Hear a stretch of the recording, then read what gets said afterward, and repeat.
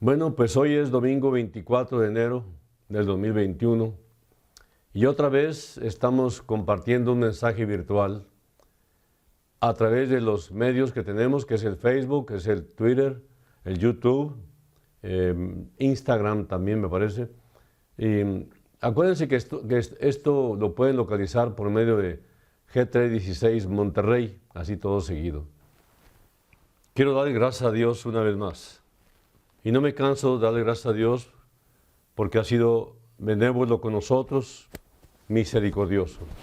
En verdad, no lo merecemos, pero el Señor ha sido muy bueno con nosotros y con muchísima gente, pero al mismo tiempo hay otros que han pasado la pena, el dolor, la tristeza de perder seres queridos en medio de esta pandemia.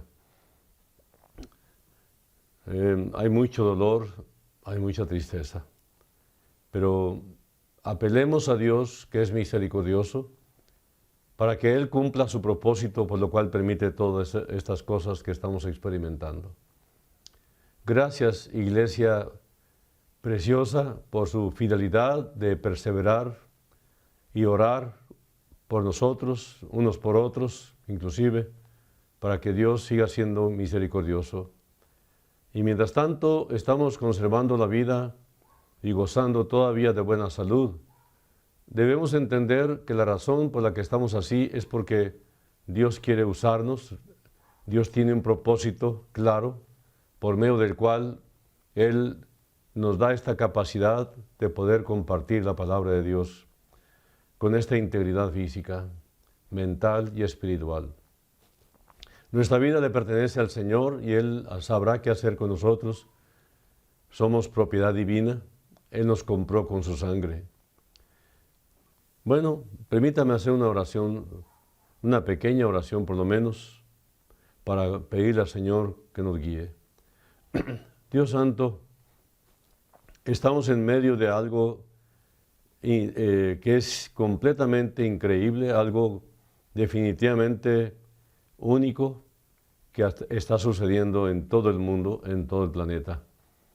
Y es este temor a la muerte que provoca la pandemia, la angustia, la transición cuando alguien está contagiado. Señor, todas estas cosas están provocando mucho temor.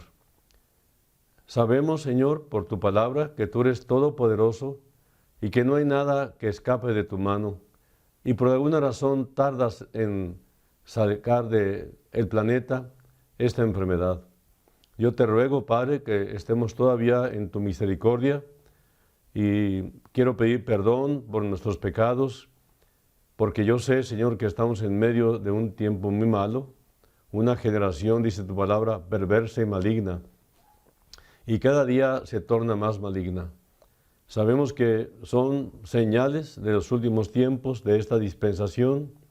Sabemos que en cualquier momento esto se acaba y tú recoges tu iglesia y viene el siguiente evento por suceder, que es la tribulación, la gran tribulación que espera a todos que se queden. Así que ayúdanos a apresurar nuestros pasos usando esas redes sociales para promover el mensaje de salvación, enviándolo en unos cuantos minutos a todo el planeta donde se encuentran los amigos. Gracias por este tiempo. Y ayúdanos, Señor, tú eres el único maestro. Tu Espíritu Santo guíe lo que vamos a estudiar. Te lo ruego en el nombre de Jesús. Amén.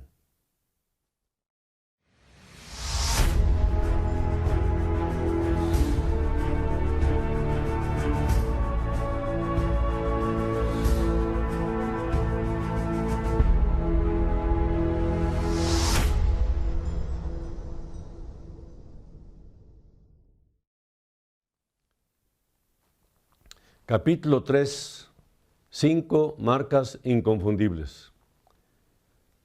Ya hemos orado, hemos pedido al Señor su bendición para que todo lo que hagamos realmente sea dirigido todo por el Espíritu Santo. Esta es una iglesia auténtica, es una iglesia verdaderamente legítima. ¿Por qué? Porque está fundamentada solamente en la palabra de Dios. Entonces, estamos explicando acerca de esta serie, en forma de serie, sobre lo que es el cristianismo legítimo, a diferencia del falso, lo cual predomina en los tiempos actuales. Hoy vamos a estudiar el capítulo 3 y vamos a estudiar 5 marcas inconfundibles que determinan si alguien es un cristiano legítimo, auténtico o falso. Reflexionando sobre los rasgos más significativos de la Iglesia en el principio de su historia, podríamos decir que el presente estudio es continuación del que vimos el domingo pasado. Leyendo a Pablo en 1 Corintios 1, del 1 al 13, cuando leemos los versículos iniciales de la primera carta a los Corintios, sabemos que en la iglesia en Corinto había mucha bendición. Ellos fueron enriquecidos en Cristo, en toda palabra y en toda ciencia. ¿Habrá otra iglesia tan bendecida como esta? El testimonio de Cristo había sido confirmado en ellos. Cuando pensamos en la iglesia como era al principio, pues buscamos una iglesia perfecta. La iglesia en Corinto era bendecida. En estas palabras, nada es exageración, sino la condición real de aquella iglesia. Sin embargo, al seguir leyendo, sabrás que esta iglesia no es perfecta. Y no solamente no era perfecta, sabrás que esta iglesia no es perfecta porque estaba llena de conflictos.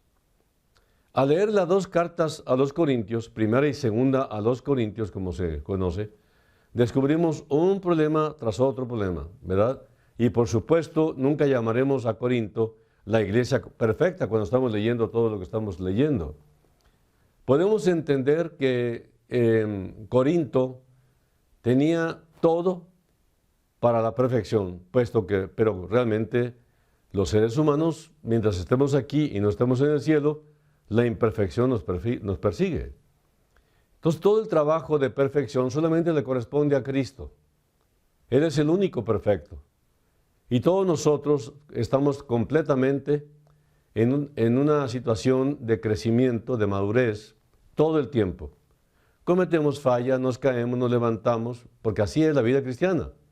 Ojalá y que la vida cristiana fuera, pues me convertí a Cristo, dejé la vida de pecado y me fui al cielo. No, estamos en el mundo, porque el Señor quiere que demos testimonio de cuán grandes cosas el Señor ha hecho con nosotros, cómo es que somos diferentes, cómo es que nos transformó.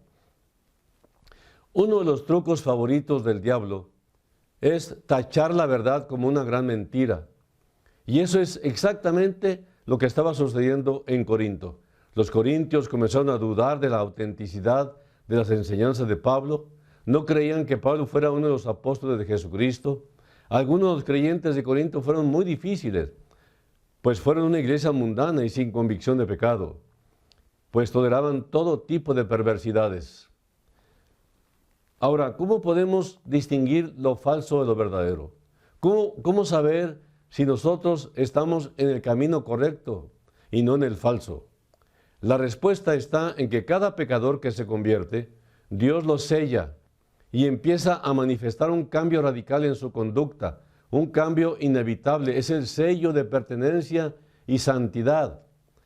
Sus obras en la nueva vida son las marcas inconfundibles de una auténtica conversión que hace a un hombre y a una mujer un cristiano legítimo. El ministerio de Pablo tiene 5 marcas y ahí es donde vamos a encontrar la calidad de este sello, lo cual manifiesta todo pecador que se convirtió a Cristo. La nueva vida le dio una nueva conducta, una nueva forma de vivir. De modo que si alguno está en Cristo, nueva criatura es, nueva creación es. Las cosas viejas pasaron, he aquí, todas son hechas nuevas. Entonces, aquí la marca que Cristo colocó en cada creyente, con la presencia del Espíritu Santo en cada uno, nosotros realmente vamos a mostrar a través de un comportamiento testimonial, a través de una conducta cambiada, pues las cualidades que marcan, no falsificadas, no imitadas, sino de una forma que fluye natural en cada creyente, porque es el Señor el que produce esos cambios en esa conducta. Por eso dice que todo es hecho nuevo. Vamos a ver, no importa cuán astutamente el cristianismo falso intente copiarlos, no se puede copiar. Estas marcas o estas cualidades son inimitables. No tienen nada que ver con la personalidad o el temperamento, por lo que cualquiera que descubra el secreto del cristianismo auténtico puede alcanzarlos. No se limitan a un periodo de tiempo, por lo que son tan genuinos en el siglo XXI como en el primer siglo. Comenzamos nuestro viaje de descubrimiento en 2 Corintios 2:14, cuando el apóstol Pablo dice: mas a Dios gracias, el cual nos lleva siempre en triunfo en Cristo Jesús, y por medio de nosotros manifiesta en todo lugar el olor de su conocimiento. O como dice en otra versión de la Biblia. Así que gracias a Dios, quien nos ha hecho sus cautivos y siempre nos lleva en triunfo en el desfile victorioso de Cristo. Ahora nos usa para difundir el conocimiento de Cristo y por todas partes como un fragante perfume. Nueva traducción viviente. Esa es la versión que leí. Aparte de la que siempre usamos, que es la Reina Valera 60. En este versículo encontramos las 3 primeras marcas del cristianismo auténtico incrustadas. Las 2 cualidades restantes se encuentran en los versículos que siguen. Pero aquí dice: pero gracias a Dios, que siempre nos conduce en procesión triunfal en Cristo y a través de nosotros difunde por todas partes la fragancia del conocimiento de Él. 2 Corintios 2:14. Examinemos las marcas del cristianismo legítimo, una por una. La marca número 1 es gratitud. Es una marca que todos los creyentes la traemos, gratitud. Y esto se refleja en un optimismo insaciable. Siempre estamos dispuestos, siempre estamos gozosos. A pesar de las circunstancias, hay un gozo sobrenatural en el creyente. Este gozo no es la alegría temporal, es el gozo que viene del cielo. Trajo Cristo el gozo. Entonces, cuando yo tengo a Cristo, yo tengo su gozo. Dice: mas a Dios gracias, el cual nos lleva siempre en triunfo en Cristo Jesús. Y por medio de nosotros, dice, manifiesta en todo lugar el olor de su conocimiento. Así que la primera marca es que damos gracias a Dios. Pablo dice: a Dios gracias.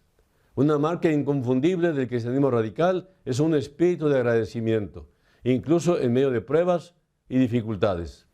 Es una especie de optimismo insaciable. Los cristianos auténticos operan con la fe en la gracia, el amor y el control supremo de Dios. El optimismo insaciable del cristianismo legítimo o auténtico se puede ver claramente en el libro de los Hechos, donde una nota de triunfo recorre de principio a fin, a pesar de todos los peligros, las dificultades, las persecuciones, las presiones y los peligros que experimentaron los primeros cristianos. La misma nota continua de acción de gracias, la vas a ver permanentemente, se refleja en todas las cartas de Pablo, así como en las de Juan, Pedro y Santiago. Demos gracias a Dios siempre, demos gracias a Dios en todo, a Dios gracias. La actitud de acción de gracias mostrada en estos pasajes es genuina, sentida y además es sincera. No tiene nada de artificial, está muy lejos de la imitación de acción de gracias que se ve a menudo en los cristianos de hoy, que hasta el tono de su voz cambia. No son realmente más que religiosos profesionales.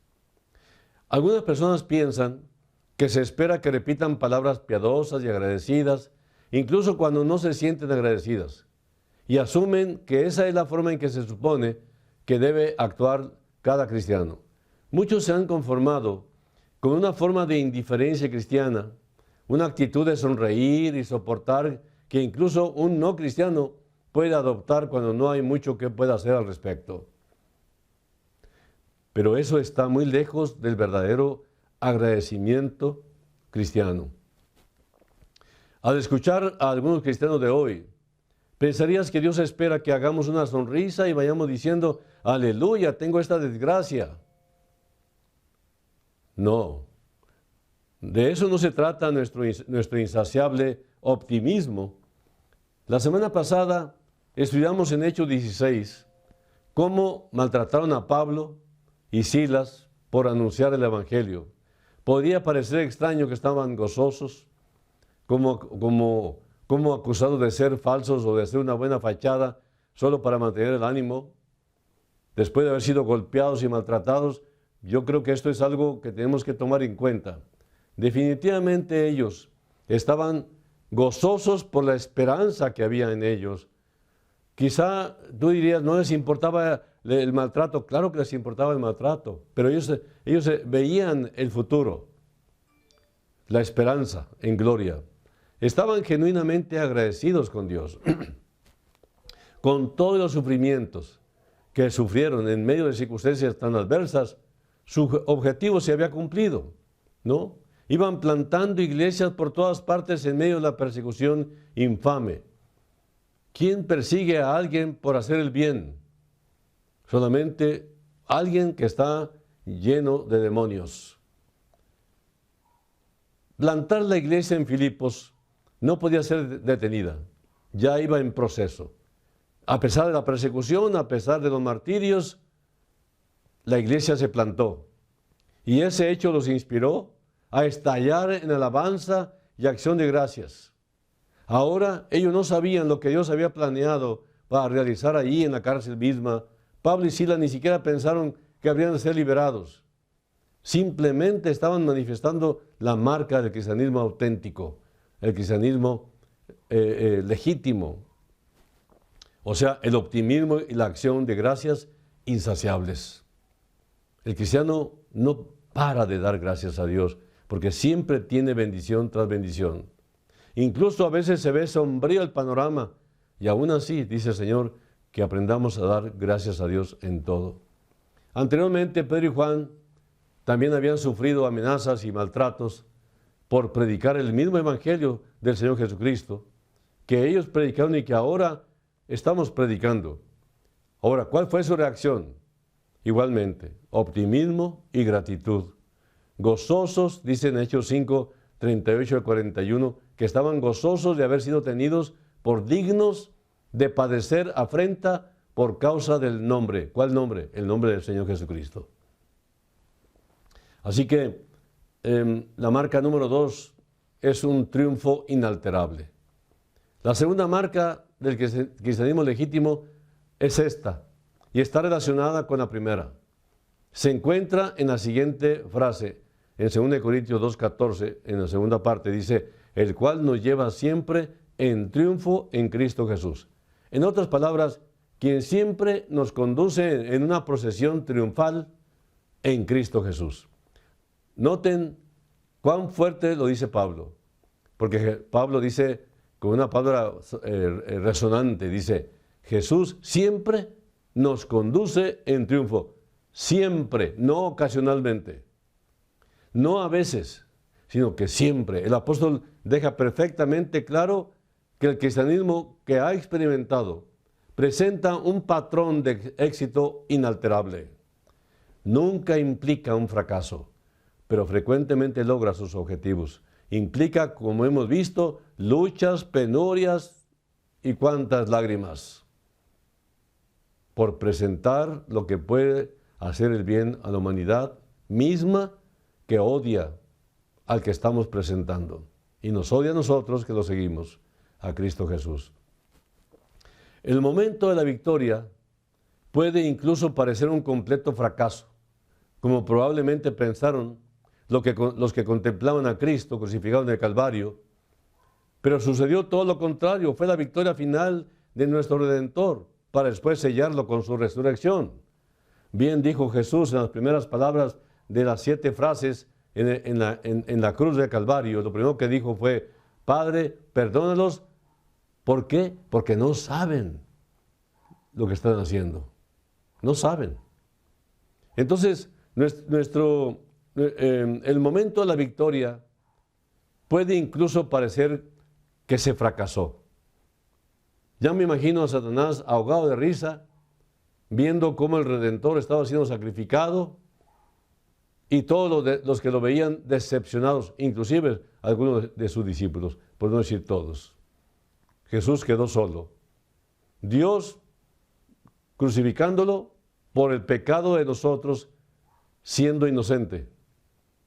La humanidad matándolo porque lo creían charlatán y otros pensaban que era un criminal, porque lo tenían en medio de dos criminales. Así que sucedió todo lo contrario. Fue la victoria final de Jesucristo, fue la victoria de nuestro Redentor, que después lo selló con su resurrección. Ah, cuánta lucha para recibir el bien. Nuestro triunfo siempre está asegurado.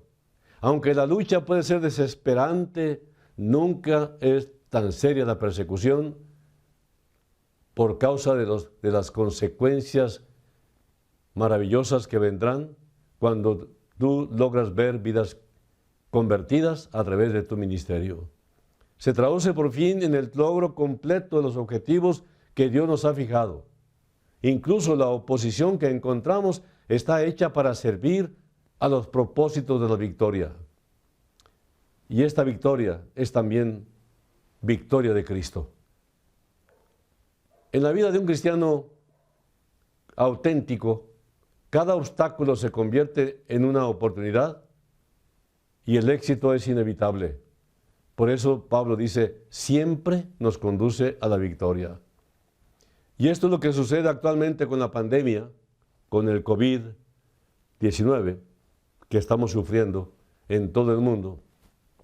Muchísima gente muriendo por todos lados, pero posiblemente la gente no había estado tan preparada para el Evangelio y ser salva como en la actualidad. Entonces, cuando estamos viendo que la gente sí se muere, los que quedan vivos en torno al que se murió, pues deberían de entender que si quedaste vivo es que Dios te está dando otra oportunidad.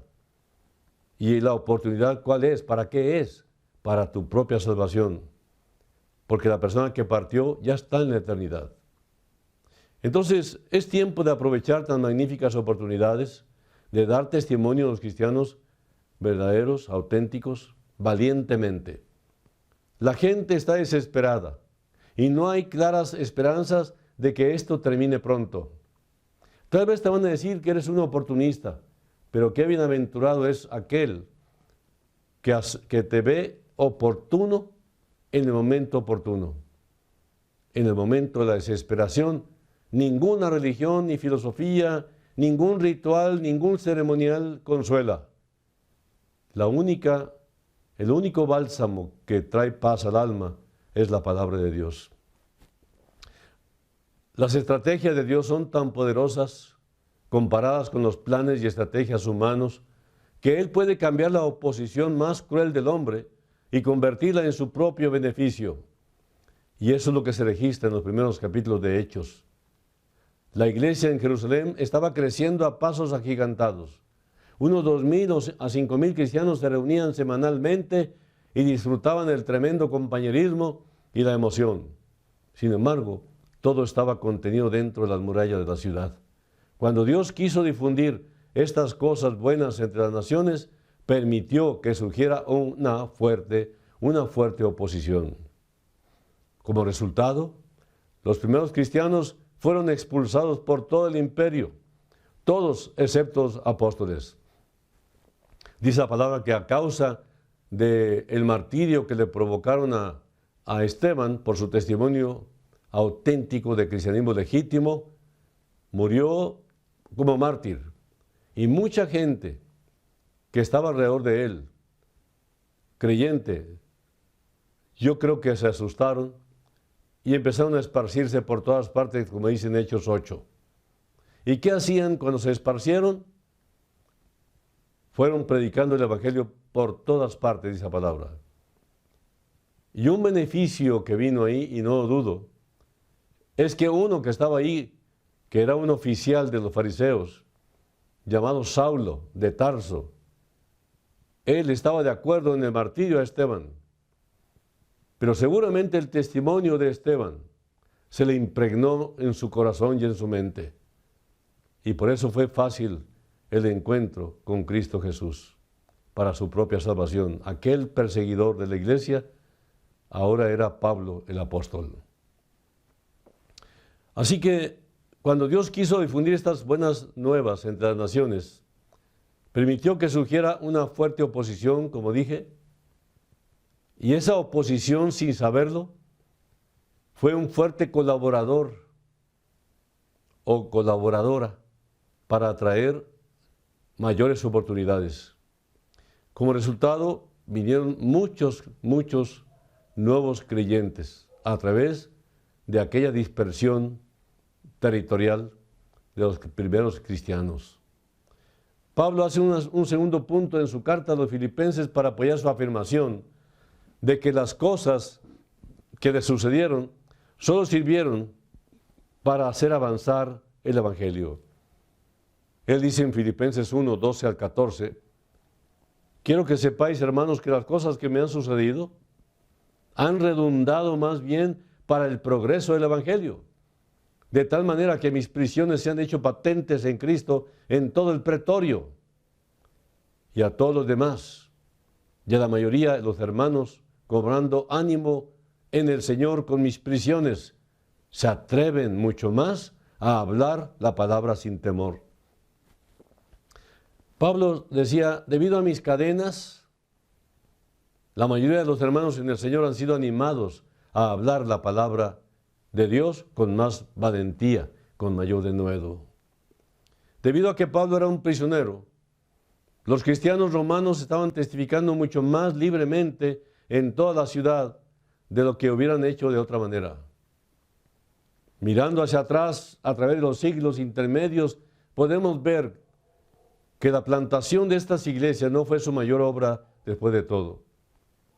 Cada una de las iglesias que plantó, pues dejó de dar testimonio hace muchísimo tiempo. Prácticamente ya no existen. En la mayoría de los casos, las mismas ciudades en las que existieron están hoy en día en ruinas. La obra de Pablo, que ha persistido en realidad hasta el día de hoy, son las cartas que dejó. Las cartas que escribió cuando estaba encerrado y no podía hacer nada más. Estas letras eran letras vivas. Han cambiado al mundo. Se encuentra entre los documentos más poderosos que conocen los hombres. No es de extrañar que Pablo pudiera escribir, gracias a Dios que en Cristo siempre nos conduce al triunfo. Es una marca inconfundible de cristianismo legítimo, de cristianismo auténtico, verdadero. Marca número 3, impacto inolvidable. La tercera marca inconfundible sigue inmediatamente después de decir, pero gracias a Dios que siempre nos conduce en procesión triunfal en Cristo. Pablo continúa con esta hermosa declaración del impacto que tenemos como auténticos cristianos. Dice en 2 Corintios 2:14b, dice, o la segunda parte, y por medio de nosotros manifiesta en todo lugar el olor de su conocimiento. Dios nos dice que nuestras vidas deben gastarse despidiendo una fragancia, un perfume, un ramo agradable, no solo a otras personas, sino a Dios mismo. Ampliando este pensamiento, Pablo agrega en el versículo 15 y 16 de 2 Corintios 2, porque para Dios somos aroma de Cristo entre los que se salvan y los que se pierden. Para uno, olor de muerte, para el otro, fragancia de vida. ¿Y quién está a la altura de tal tarea? Bueno, esa es otra versión. Pero déjenme leerles la versión Reina Valera 60, que dice, porque para Dios somos grato olor de Cristo en los que se salvan y en los que se pierden. A estos ciertamente olor de muerte para muerte, y a aquellos olor de vida para vida. Y para estas cosas, ¿quién es suficiente? ¿Quién es apto? La mayoría de los hombres han tenido la experiencia de estar en una habitación cuando entra una mujer sorprendentemente hermosa. Antes de entrar, aplicó un toque de cierto perfume en su cuerpo y al pasar por la habitación deja una fragancia persistente. Consciente o inconscientemente, todos los hombres de la habitación se ven afectados por esa fragancia tan agradable. Semanas o meses después, pueden volver a captar una pizca de esa fragancia e inmediatamente la imagen de aquella mujer hermosa les viene a la mente. La fragancia la ha hecho inolvidable. Bueno, ¿entendieron la ilustración? Miren, esa es la imagen que Pablo nos habla aquí. Hay algo en el cristianismo legítimo que deja un aroma, deja una impresión inolvidable cuando se encuentra. El cristiano que ha descubierto este secreto tiene un impacto duradero. Como sugiere Pablo, el impacto puede darse en una de dos direcciones. O aumenta la oposición a Cristo, muerte a muerte, o conduce hacia la fe y la vida, vida a vida. Si tu vida es una que refleja un cristianismo radical y auténtico, legítimo, entonces estás haciendo que la gente se sienta amargada o mejorada por el contacto contigo. Pero una cosa no puede suceder. Las personas nunca serán las mismas. O endurecidos se mantienen en muerte, o quebrantados adquieren la vida eterna. Pero el testimonio de un creyente auténtico no pasa desapercibido. Ha dejado un aroma, un testimonio. Para unos es aroma de muerte y para otros es aroma de vida. Tal vez nunca te vuelvan a ver esas personas, pero nunca te van a olvidar porque dejaste un aroma. Y este es el efecto del Evangelio. Cuando toca al mundo a través de la vida de un cristiano verdadero, el cristianismo legítimo deja una fragancia persistente al Dios de Jesucristo, pase lo que pase. Pero para los seres humanos es una fragancia de muerte a muerte o de vida a vida. Pero dejaste un aroma. Pero ¿qué pasa con el cristianismo falso?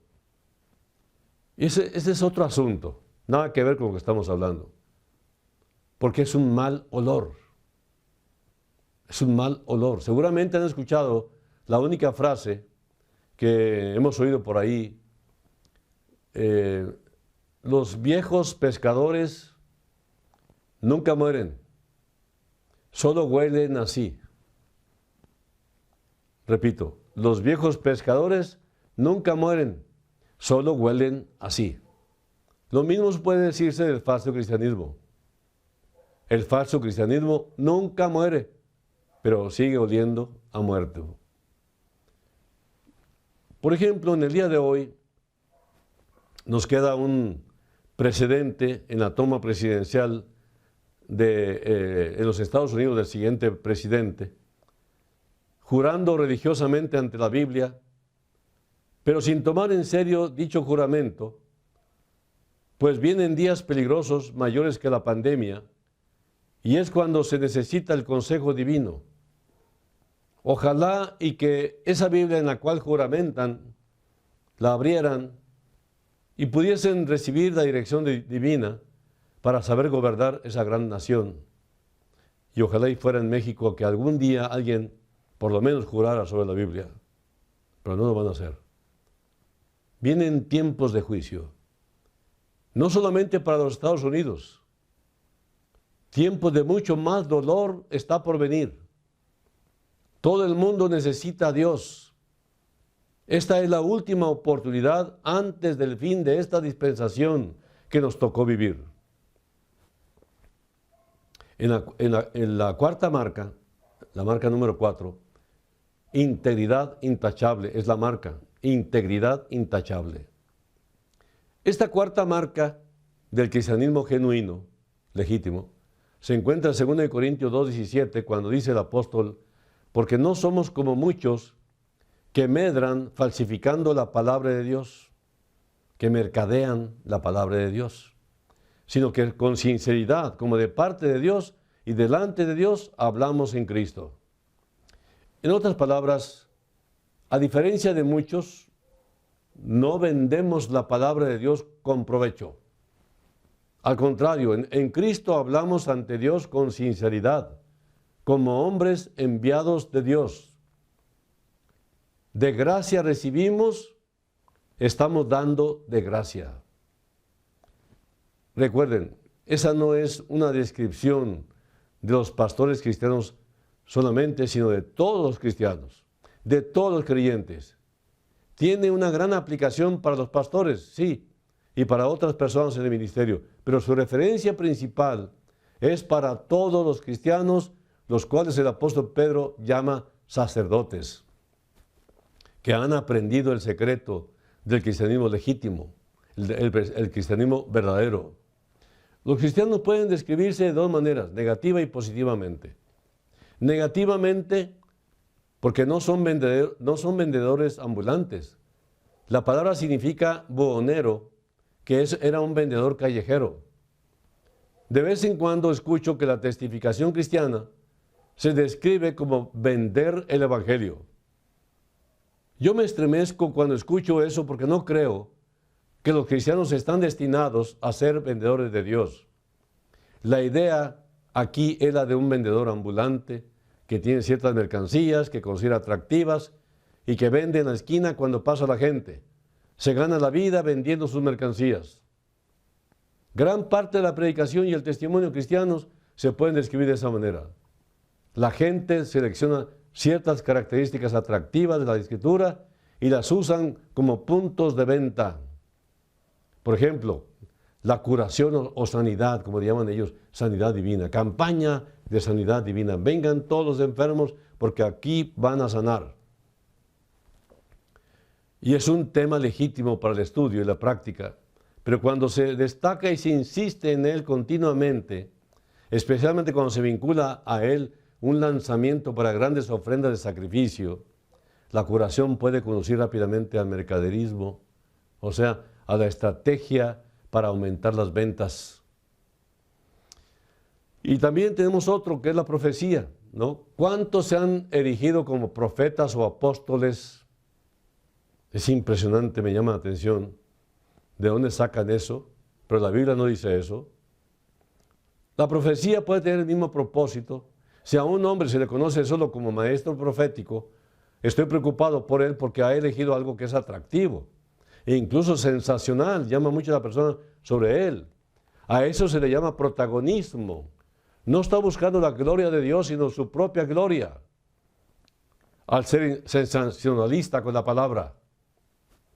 Si eso es todo lo que alguna vez enseña, no está declarando todo el consejo de Dios. Es un vendedor ambulante que se gana la vida vendiendo ciertos artículos de las Escrituras. Entonces, nuestra integridad como cristianos legítimos se caracteriza por 4 cualidades. Primera cualidad, hablamos con sinceridad. ¿Somos personas honestas o no? Debemos serlo. Debemos decir lo que creemos y lo que vivimos. Debe ser congruente lo que yo predico con lo que yo vivo. Porque de otra manera es ilegítimo. Así que la segunda cualidad que debe tener todo creyente, Pablo dice que somos enviados por Dios. Esto habla de nuestro propósito como cristianos auténticos. No debemos ser soñadores, ociosos, sin un objetivo definido a la vista. Hemos sido comisionados como se encarga a los oficiales militares. Se nos ha dado una tarea definida, asignaciones específicas que constituyen nuestro propósito en la vida y en el ministerio. La tercera cualidad, Pablo dice que hacemos todo esto ante Dios, es decir, ante los ojos de Dios. Todo lo que haga, todo lo que diga, todo lo que piense, está hecho delante de Dios y delante de los santos ángeles del cielo. Esto indica una actitud de transparencia, de apertura a la investigación. Debemos caminar a la vista de otras personas y eso nos permite esconder nuestros pecados y contradicciones detrás de una fachada, ¿verdad? Porque estamos caminando a la vista de la gente, no a la vista de Dios. Y como Dios lo escudriña todo, no podemos escapar de su escudriñamiento. o de su discernimiento. Él nos conoce en lo privado y en lo público. Así que tenemos que ser honestos, sinceros, compartiendo la palabra delante de Dios, ¿verdad? Si somos honestos, habremos de admitir que aún luchamos con el pecado y pecamos.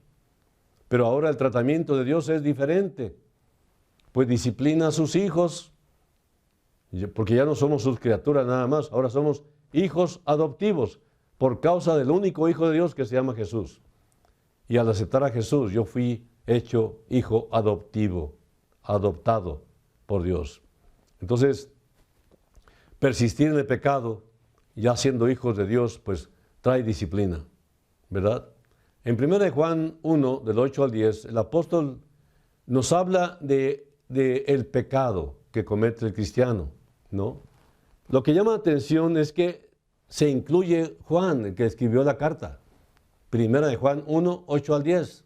Él se incluye. Si decimos que no tenemos pecado, mentimos.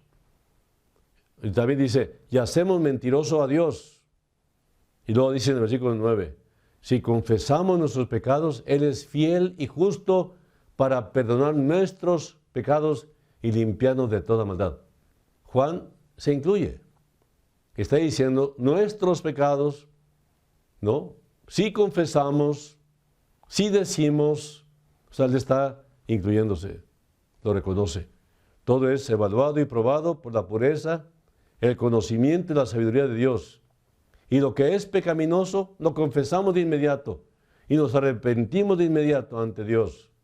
No queremos caminar con el pecado encima, porque nosotros ya no somos del mundo, ya no militamos en el mundo, somos de Cristo y Él nos compró con su sangre. La cuarta y última cualidad dice que hablamos en Cristo. ¿Qué cualidad indica eso? Bueno, es que si hablamos en Cristo, estamos hablando con autoridad. Pablo lo dice claramente en 2 Corintios 5:20. Así que somos embajadores en nombre de Cristo, como si Dios rogase por medio de nosotros. Os rogamos en nombre de Cristo, reconciliaos con Dios. Los embajadores son portavoces autorizados. Tienen poder para actuar, hacer convenios en nombre de otros. Los cristianos auténticos no son siervos impotentes. Hablamos palabras y entregamos mensajes como embajadores que el cielo honra. Todas estas cualidades se suman a una integridad. Y por último, la marca número 5, una realidad innegable. 2 Corintios 3:1 dice, ¿comenzamos otra vez a recomendarnos a nosotros mismos? ¿O tenemos necesidad, como algunos, de cartas de recomendación para vosotros o de recomendación de vosotros? Pablo es consciente de que está empezando a sonar muy halagador consigo mismo. Él sabe que hay algunos en Corinto que inmediatamente tomarán estas palabras de esa manera. Las van a malinterpretar. De hecho, es obvio por sus palabras que algunos incluso habían sugerido en correspondencia anterior que la próxima vez que viniera a Corinto trajera cartas de recomendación de algunos de los 12 apóstoles en Jerusalén. Pensaban en Pablo como si fuera un hombre completamente como ellos, tan continuamente elogiarse a sí mismo que nadie le creería hasta que tuviera la confirmación de fuentes más objetivas. Pero Pablo les dice, vosotros son mis cartas, vosotros mismos sois nuestra carta, escrita en nuestro corazón, conocida y leída por todos. Ustedes demuestran que son una carta de Cristo, resultado de nuestro ministerio, escrita, no con tinta, sino con el Espíritu del Señor, el Dios viviente. En 2 Corintios 3, 2 y 3 lo afirma. Dice, nuestras cartas sois vosotros, escritas en nuestros corazones, conocidas y leídas por todos los hombres, siendo manifiesto que sois carta de Cristo expedida por nosotros, escrita no con tinta, sino con el Espíritu del Dios vivo, no en tablas de piedra, sino en tablas de carne del corazón. Él está diciendo, en efecto, ¿quieren cartas de recomendación para probar que tengo autoridad como mensajero de Dios? Vayan O sea, ustedes mismos escudriñense y vean esos cambios operados en su vida que les ha dado mi palabra, la predicación que les he dado. Esta palabra que les he predicado los ha transformado. Por lo tanto, ustedes son mis cartas de recomendación. Entonces, miren lo que les ha sucedido. Ustedes ahora son diferentes. ¿Ha habido algún cambio en ustedes desde que vinieron a Cristo a través de mi palabra? Sus corazones darán testimonio ante ustedes mismos y ante el mundo de que el mensaje que escucharon de nosotros y que ha cambiado sus vidas es de Dios. En 1 Corintios 6, Pablo hace referencia a personas terriblemente destruidas, pero ahora son nuevas criaturas. Por favor, lean en sus casas 1 Corintios 6, 9 al 11, que dice personalidades muy cargadas de pecado. Y entonces Pablo dice, pero ahora habían sido lavados, santificados, justificados en el nombre del Señor Jesucristo. Todo tipo de pecador, todo tipo de categoría de pecado es perdonado. Y eso es lo que Pablo dice, ustedes vivieron de esta manera y ahora son justificados en el nombre del Señor Jesús y por el Espíritu de nuestro Dios. Los corintios le habían escrito a Pablo sobre el gozo que tenían ahora y la esperanza y el significado que se les había dado a la vida. Le describieron la liberación de la vergüenza y la culpa que habían experimentado, la liberación del miedo y la hostilidad de la oscuridad y la muerte que era de ellos seguramente. Y entonces les dice, en efecto, esta es vuestra confirmación. Ustedes mismos son cartas andantes de Dios, cartas vivientes, conocidas y leídas por todos los hombres, escritas por el Espíritu de Dios en nuestros corazones. Aquí está la marca final del cristianismo genuino y legítimo. La realidad innegable, un cambio que no puede explicarse en ningún otro término que no sea Dios en acción. Pablo no necesitaba cartas de recomendación cuando este tipo de cambio era evidente en la vida de cada uno de sus oyentes. Una vez escuché de un cristiano que había sido alcohólico durante años y luego se convirtió. Alguien le preguntó, ahora que eres cristiano, ¿crees en los milagros del Nuevo Testamento? Él respondió, sí creo. El otro hombre dijo, ¿crees la historia de Jesús transformando el agua en vino? Él dijo, seguro que sí. El otro dijo, ¿cómo puedes creer esas tonterías? El cristiano respondió, te diré cómo, porque en nuestra casa Jesús transformó el whisky en muebles. Esa es la marca de autenticidad. Un cambio tan marcado no puede ocurrir excepto bajo el impulso de una relación poderosa que sustituye el amor de Cristo por el amor a la bebida. Y termino aquí. Aquí está la conclusión. Yo no sé qué tan profundo has caído en el pecado y qué consecuencias estás cosechando. Solo sé que Jesucristo cambiará tu vida para siempre si tú te rindes.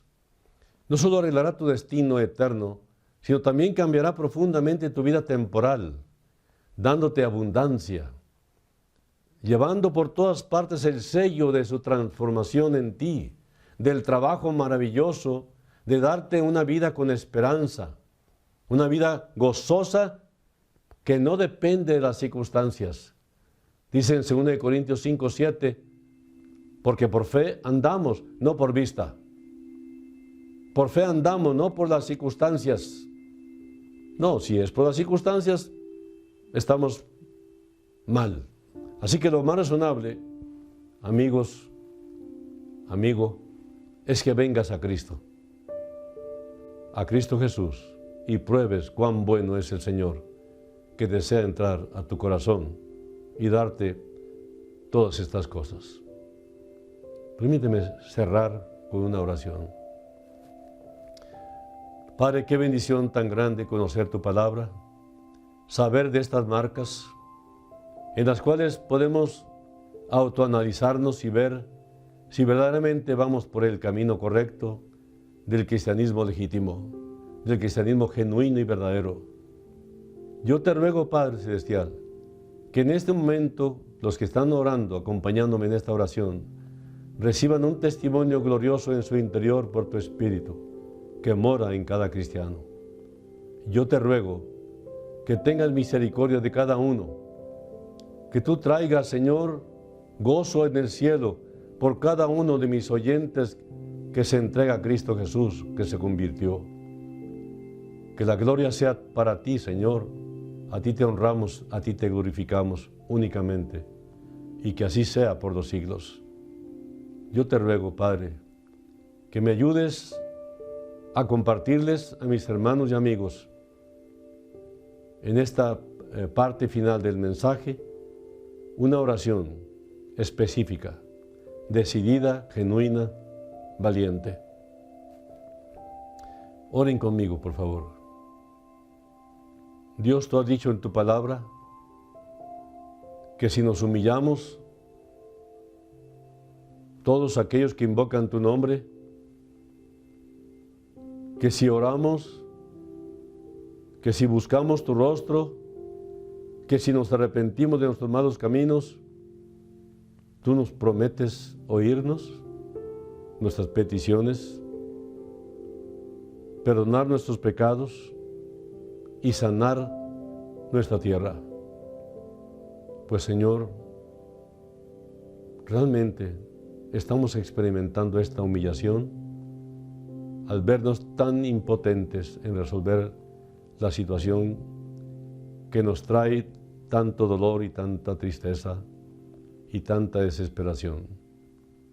Por eso nos conviene a mis amigos, hermanos y a mí, en este momento, declararnos derrotados, rendidos delante de ti, Señor. Tú eres todopoderoso, no hay nadie contra ti. Así que mejor nos aliamos a ti, Señor. Nos humillamos delante de tu presencia. Perdónanos, Señor. Purifícanos, Padre. Que la sangre de Jesucristo, tu Hijo, Dios Padre, nos limpie de todo pecado. Te recibimos una vez más como nuestro Señor, como nuestro Salvador, y que tomes control de nosotros y traigas mejores tiempos y paz en medio de las circunstancias. En el nombre de Jesús te damos la gracia, Dios Santo, porque siempre nos escuchas. Amén. Sigamos orando, intercediendo por otros, trayendo palabra de consolación al doliente, al desesperado, al que está triste, al que está asustado. Cristo es la solución del mundo. Por eso tanta persecución. Que Dios les bendiga, hermanos, que Dios les bendiga, amigos, y que ustedes de una vez por todas se rindan como yo lo estoy haciendo. En el nombre de Jesús. Dios les bendiga. Hasta luego.